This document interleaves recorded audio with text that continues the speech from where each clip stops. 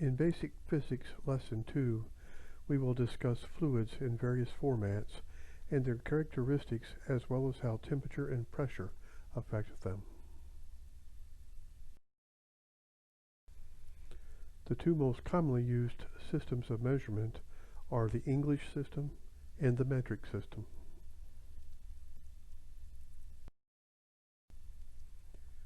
There are three quantities which are measured. 1. Mass or weight, with units of measures often given in pounds or kilograms amongst others. 2. Distance, with some common units of measure being feet, meters, miles, kilometers. 3. Time, with units of measure being seconds, minutes, hours, days, weeks, months, and years. Oftentimes these quantities are combined to measure such things as velocity in miles per hour, volume in cubic inches, pressure in pounds per square inch, and force as in foot-pounds are several examples. The term fluids refers to both liquids and gases. Fluids are defined as substances that flow freely and take the shape of their container.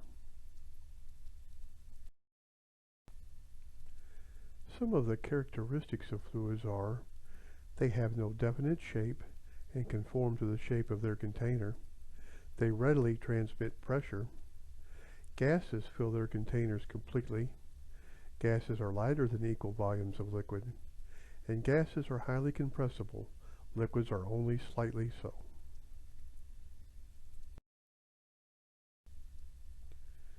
Density is a weight per unit volume. For example, pounds per cubic foot. The density of a gas increases in direct proportion to the pressure exerted upon it. The specific gravity of a substance is calculated by comparing the weight of a definite volume of a given substance with the weight of an equal volume of water. Therefore, the specific gravity equals the weight of a substance divided by the weight of an equal volume of water, or the specific gravity equals the density of a substance divided by the density of water. A hydrometer is used to measure the specific gravity of a liquid. It works by having a tube floating in the middle of the hydrometer, which has a buoyancy relative to the specific gravity of the fluid it is immersed in. If the specific gravity of the fluid is changed, the hydrometer will float at a different level.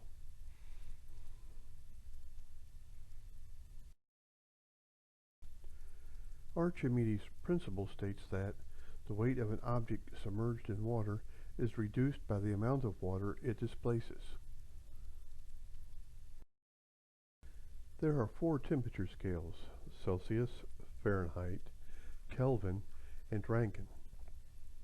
In the Celsius scale, the freezing point of water is 0 degrees Celsius. The boiling point of water is 100 degrees Celsius. The scale is divided into 100 equal divisions between those 2 points. In the Fahrenheit scale, the freezing point of water is 32 degrees Fahrenheit.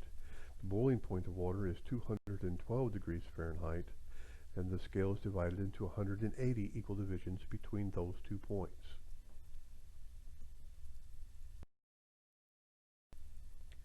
In the absolute or Kelvin scale, 0 is absolute 0, or minus 273 degrees Celsius. Absolute 0 is the temperature that would be reached if the motion of the molecules stopped entirely. The Rankine scale is used to convert Fahrenheit to an absolute scale.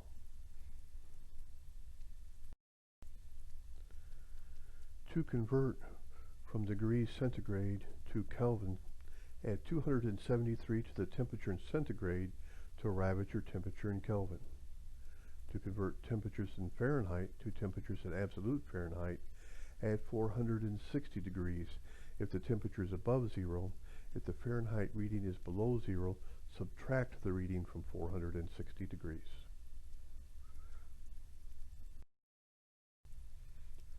The formulas shown here for converting temperatures from one scale into another should be placed in a notebook for use on the quiz covering these materials. The formulas can also be found in the FAA General Handbook 8083-30.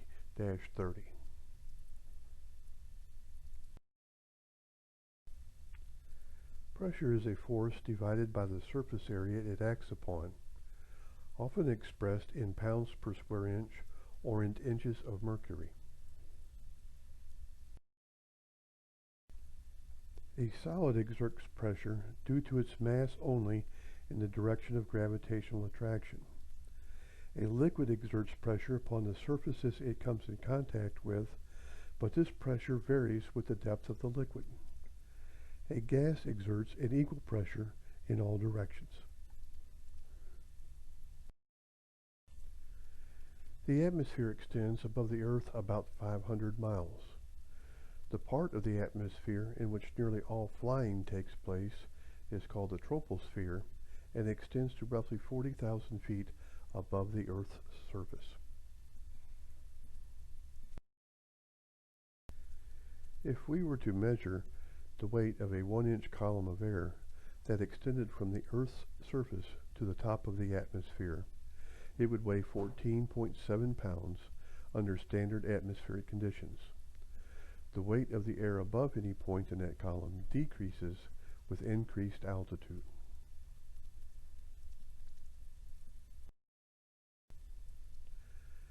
As the altitude above the Earth's surface increases, the atmospheric pressure decreases approximately 1 pound per square inch for every 2,343 feet.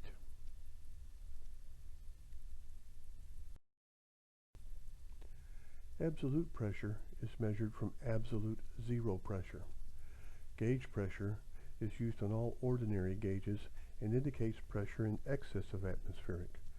For example, the pressure in our automobile tire may read 35 pounds per square inch, but because this is a gauge pressure, the true pressure inside the tire would be 49.7 pounds per square inch. The pressure indicated in the cockpit of an airplane on the manifold pressure gauge is absolute pressure when the engine is running.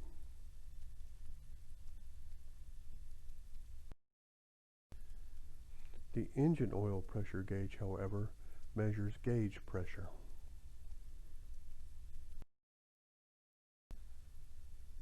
The airspeed indicator indicates the speed with which an aircraft is traveling through the air by measuring the differential pressure between the impact air pressure and the static air pressure.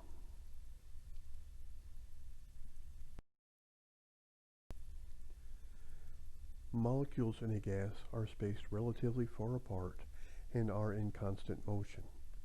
The degree of molecular motion is dependent upon the temperature of the gas.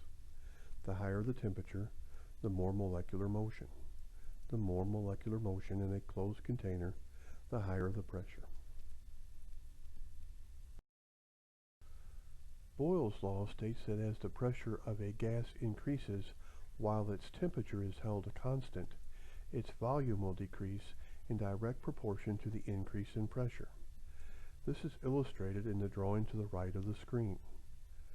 Using the formula on the top right-hand portion of the screen, we can determine how much the volume of a gas will change with a change in pressure.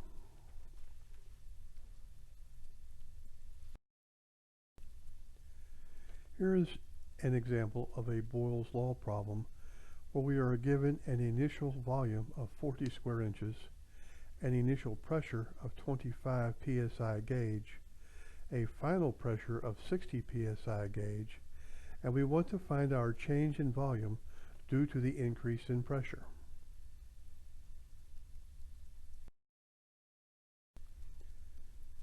To begin solving this problem, we begin by converting our given values into absolute values. Volumetric measurements are already given in an absolute scale, so we can leave them as they are. We must, however, convert pressures given as gauge pressures into absolute pressures. To do this, we add 14.7 psi to each of our gauge pressures to convert them into the absolute pressure scale.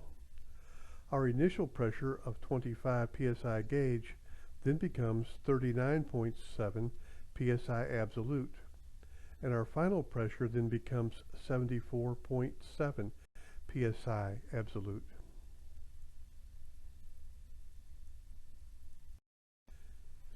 Next, we take our Boyle's law formula and algebraically solve it for the unknown quantity.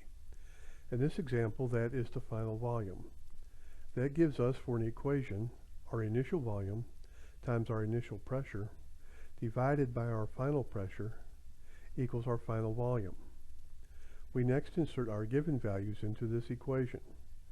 40 square inches for our initial volume, 39.7 psi absolute for our initial pressure, and 74.7 pressure absolute for our final pressure. After multiplying 40 square inches by 39.7 psi absolute, and then dividing this quantity by 74.7 psi absolute, we get a final volume of 21.26 inches squared. The volume of our gas decreased from 40 square inches to 21.26 square inches when our pressure increased from 39.7 psi absolute to 74.7 psi absolute.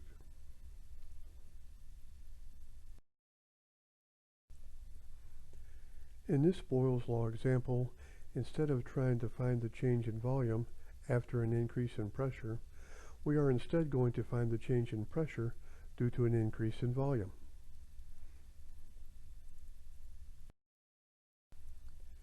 We again begin by converting our given values to an absolute scale. In this example, that gives us an initial pressure of 99.7 psi absolute.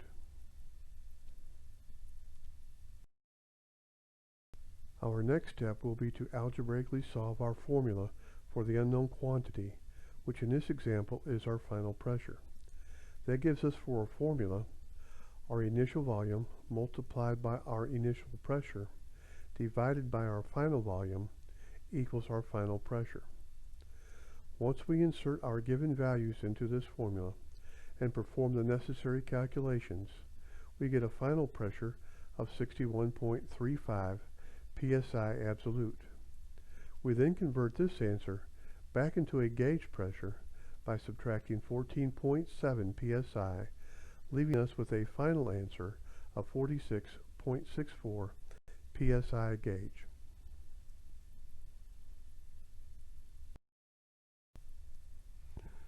Charles' law states that as the temperature of a gas increases while its pressure is held constant, its volume will increase in direct proportion to the increase in temperature.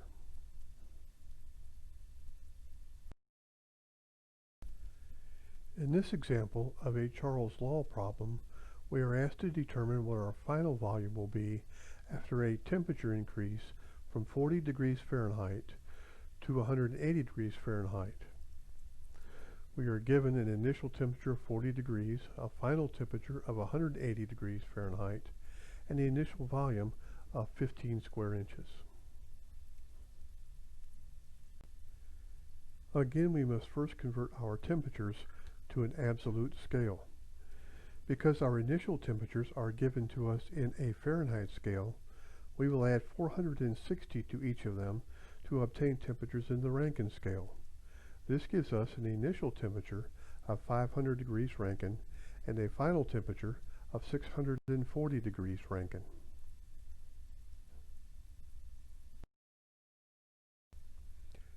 Next, we will solve our formula for the unknown value. In this example, that is the final volume. Doing this gives us a formula of initial volume multiplied by the final temperature divided by the initial temperature equals our final volume. Then we will insert our given values into this formula and perform the necessary calculations. 15 square inches times 640 degrees Rankine divided by 500 degrees Rankine equals our final volume, or 19.2 square inches.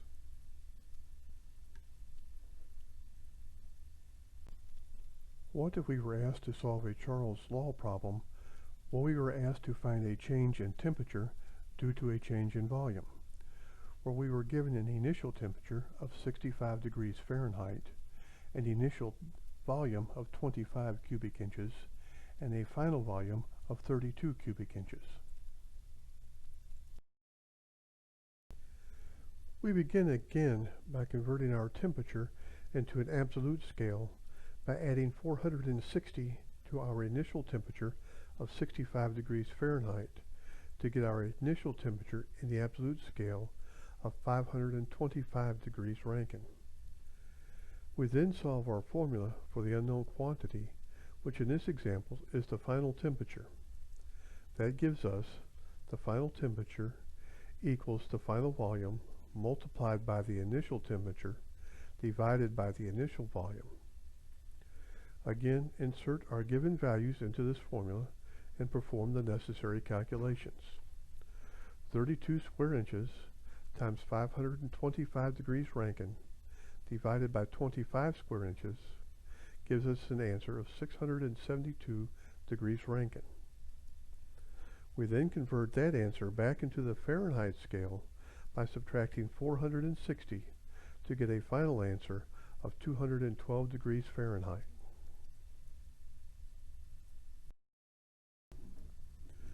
Both Charles' law and Boyle's law are special cases of the general gas law. Boyle's law is simply the general gas law with the temperature held constant, and Charles' law is simply the general gas law with the pressure held constant.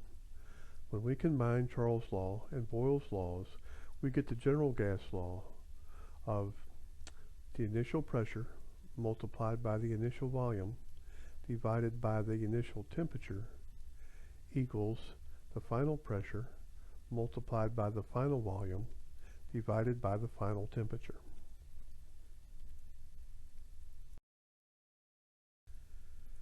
To solve general gas law problems with one parameter held constant, begin by identifying the value that is held constant and removing it from the formula. Next, identify the value that you need to find and solve the formula algebraically for that value. Then, convert the values to absolute values as necessary, insert the known values into the formula, solve for the unknown value, and then convert the answer from an absolute scale, if necessary, back into its regular scale. Let's work through an example of what a general gas law problem might look like. A 200 cubic inch steel tank is pressurized to 20 psi gauge, and then its temperature is raised from 15 degrees centigrade to 85 degrees centigrade. What would the pressure inside this tank be after being raised to the higher temperature?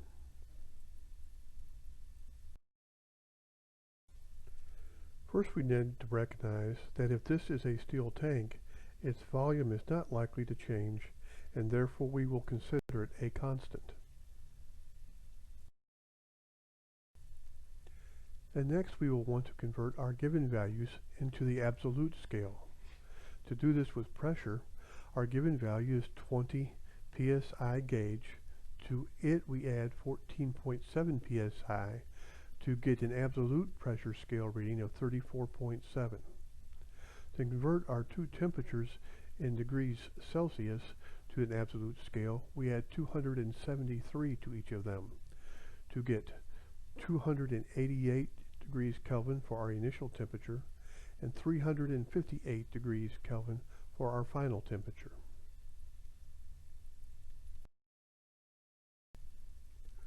We have already determined that our volume in this problem is a constant, and therefore we can remove it from the general gas law equation.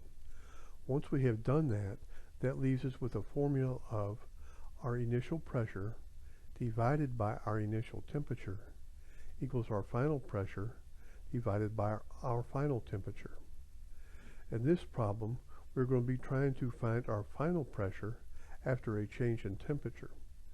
And once I have done that, I find out that our final pressure is equal to our final temperature multiplied by our initial pressure and divided by our initial temperature.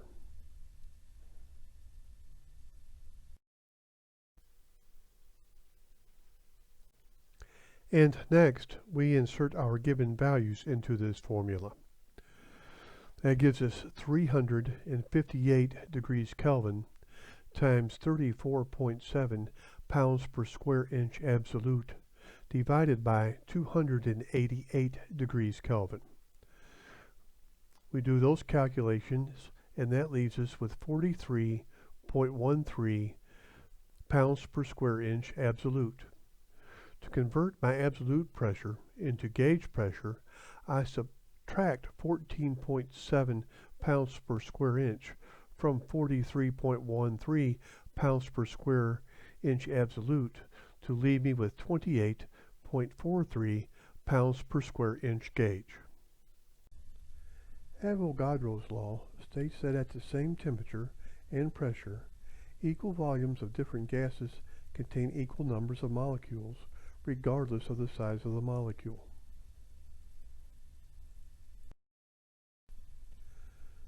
Dalton's law states that if a mixture of two or more gases which do not combine chemically are placed in a container, each gas expands throughout the total space, and the absolute pressure of each gas is reduced to a lower pressure called its partial pressure. The total pressure of the mixed gases is then equal to the sum of the partial pressure of the individual gases.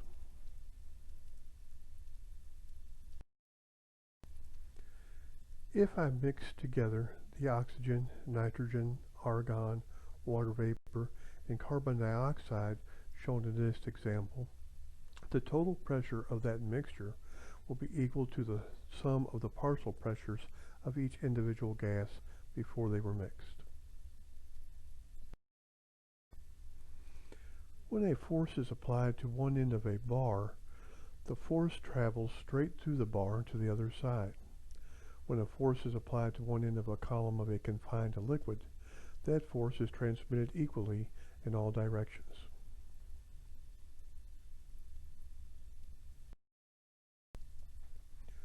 The pressure of a fluid acting at any level in a closed container is equal at every point at that level, regardless of the shape of the container.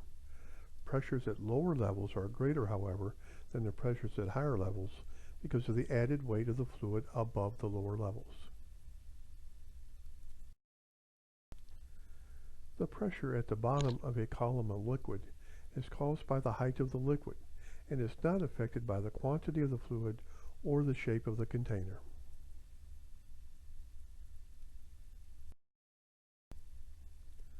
The amount of force generated by a pressure acting upon a liquid in a closed system is directly proportional to the amount of pressure and the surface area it is acting upon.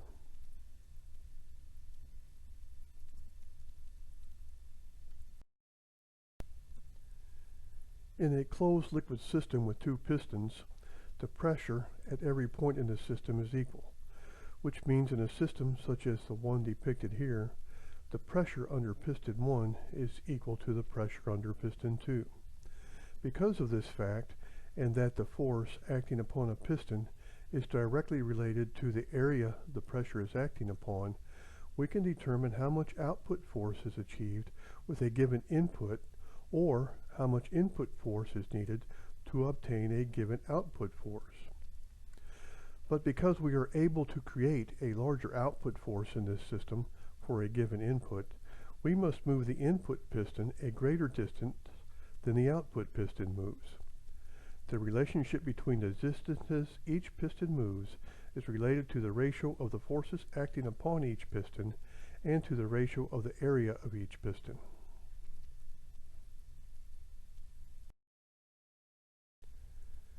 Let's see how this works in the example here. Our piston number 2 has an area of 5 square inches, and our piston number 1 has an area of 2 square inches. Let's determine first how much force needs to be applied to piston 1 to generate 100 pounds of force at piston number 2. Then we will determine how far piston number 1 has to be depressed to raise piston number 2 6 inches.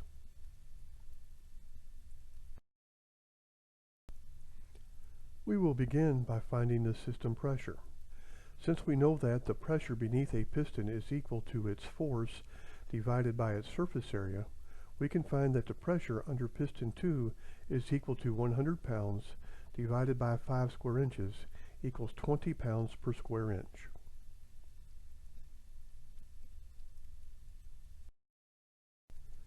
Because the pressure is equal everywhere in the system, the pressure under piston 1 must be equal to the pressure under piston 2, and therefore also equals 20 pounds per square inch.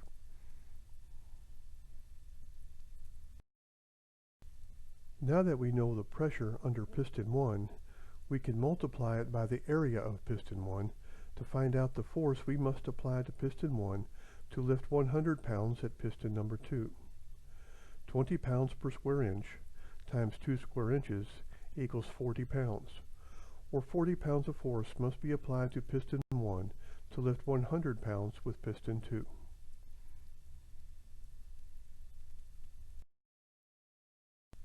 We can use this information to determine how far we must depress piston 1 to raise piston 2 6 inches. By multiplying the distance we intend to move piston 2, or 6 inches, by the ratio of the force being lifted by piston 2 to the force applied to piston 1, we find that we need to depress piston 1 15 inches to raise piston 2 6 inches. We can accomplish this same thing by multiplying the distance we intend to move piston 2 by the ratio of the area of piston 2 to the area of piston 1.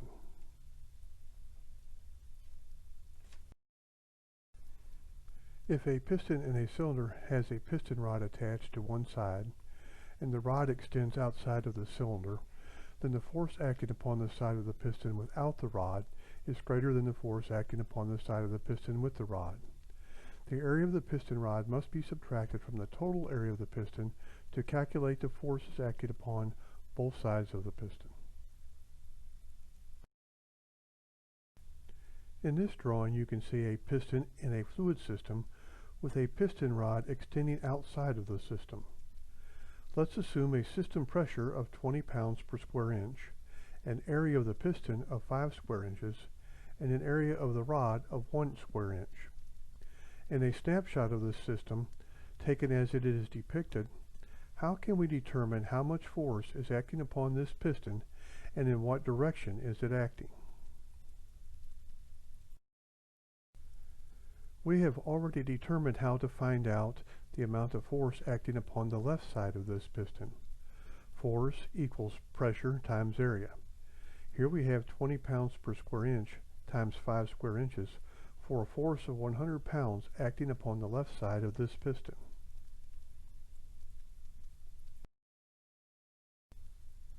The force acting upon the right side of the piston is also equal to the pressure times the area. However, the area of the rod must be subtracted from the area of the piston because the rod extends outside of the system and is not subject to system pressures. So the area of the right side of the piston that is subjected to the system pressure is the area of the piston minus the area of the rod, or 5 square inches minus 1 square inch equals 4 square inches. So for a force acting upon the right side of the piston, we have 20 pounds per square inch times 4 square inches equals 80 pounds.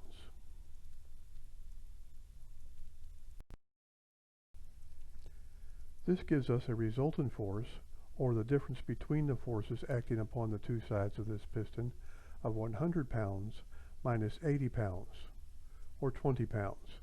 Because the force acting upon the left side of the piston is greater than the force acting on the right side, the resultant force is wanting to force the piston to the right.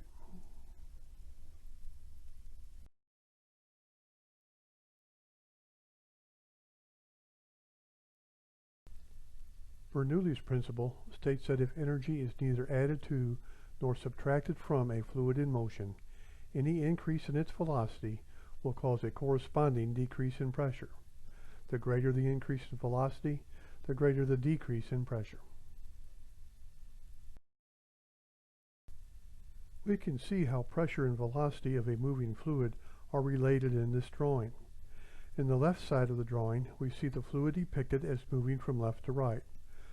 While still in the unconstricted portion of the tube, The velocity and pressure are both at medium levels, as can be seen in the gauges on the top left.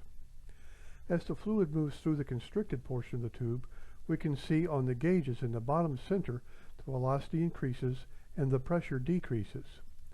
And then as the fluid flows into the unconstricted portion to the right, its pressure will increase and velocity will decrease. Since both pressure and temperature decrease with altitude, it might appear that the density of the atmosphere would remain fairly constant with increased altitude.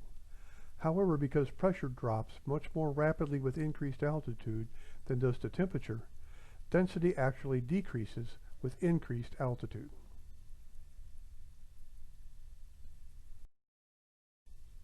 Humidity lowers atmospheric density. Humid air is less dense at a given pressure and temperature than is dry air at the same pressure and temperature. This decrease in atmospheric pressure due to humidity has only a slight effect upon the aircraft performance in cruise flight. However, on takeoff, less lift is produced in humid air, and engine performance is also degraded. Not only is humid air less dense, the water vapor replaces air that would otherwise have been available for combustion. Absolute humidity is the actual amount of water vapor in a mixture of air and water. Often expressed in pounds per cubic inch, the amount of water vapor that can be present in the air is dependent upon the temperature and pressure. The higher the temperature, the more water vapor the air is capable of holding.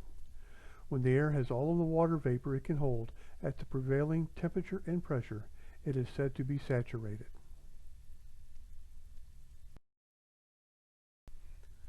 Relative humidity is the ratio of the amount of water vapor actually present in the atmosphere to the amount that would be present if the air were saturated at the prevailing temperature and pressure.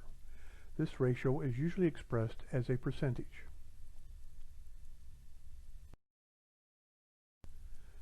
Dew point is the temperature to which humid air must be cooled at constant pressure to become saturated.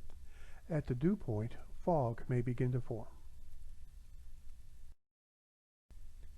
Vapor pressure is the portion of atmospheric pressure that is exerted by moisture in the air, often expressed in tenths of an inch of mercury. Because the performance of an aircraft varies widely with different temperatures and pressures and humidity levels, some standards are set out to compute and compare aircraft performance. Those standard measures are: standard pressure at sea level is 29.92 inches of mercury. Standard temperature at sea level is 59 degrees Fahrenheit. Standard gravity at sea level is 32.174 feet per second squared.